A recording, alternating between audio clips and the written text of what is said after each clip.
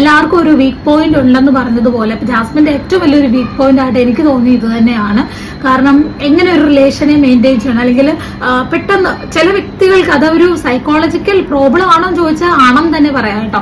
കാരണം ഞാൻ ഇതുപോലത്തെ ഒരുപാട് ആൾക്കാരെ കണ്ടിട്ടുണ്ട് കേട്ടോ. നമ്മുടെ ഫ്രണ്ട്സിന്റെ ഒക്കെ ഇടയിലായാലും ഇതേപോലത്തെ ഒരുപാട് ക്യാരക്ടേഴ്സിനെ നമ്മളും കണ്ടിട്ടുണ്ട്. കാരണം പെട്ടെന്ന് മറ്റൊരാളോട് ഇഷ്ടം തോന്നുക, അല്ലെങ്കിൽ ഒരു റിലേഷനിൽ ഇരിക്കുമ്പോൾ വേറൊരാളോടൊരു ഇത് തോന്നുക, പെട്ടെന്ന് ചഞ്ചലപ്പെടുന്ന ഒരു മനസ്സ്. പക്ഷെ അത് ഭയങ്കര ദോഷകരമായിട്ടുള്ള ഒരു മൈൻഡ് തന്നെയാണ്. കാരണം നമ്മളൊരു കുടുംബജീവിതത്തിലേക്ക് കടക്കുമ്പോൾ ചിലപ്പോൾ നമ്മൾ ഭർത്താവില്ലാതെ നിൽക്കേണ്ട ഒരു സാഹചര്യം വരും, അല്ലെങ്കിൽ നമ്മൾ ഒറ്റയ്ക്കപ്പെടുന്ന ഒരു സമയങ്ങൾ വരും, നമുക്ക് എവിടെയെങ്കിലും അങ്ങനെയൊക്കെ പോകുമ്പോൾ നമ്മുടെ കയ്യിൽ നമ്മുടെ ലൈഫ് നിൽക്കത്തില്ല. അങ്ങനെ നമ്മൾ പല മൾട്ടിപ്പിൾ ആയിട്ടുള്ള ഇങ്ങനെയൊക്കെ റിലേഷൻഷിപ്പ് ഉണ്ടായി കഴിഞ്ഞു കഴിഞ്ഞാൽ അങ്ങനെ ജീവിച്ചിട്ട് ഒരു കാര്യമില്ലെന്നാണ് എൻ്റെ ഒരു അഭിപ്രായം കേട്ടോ.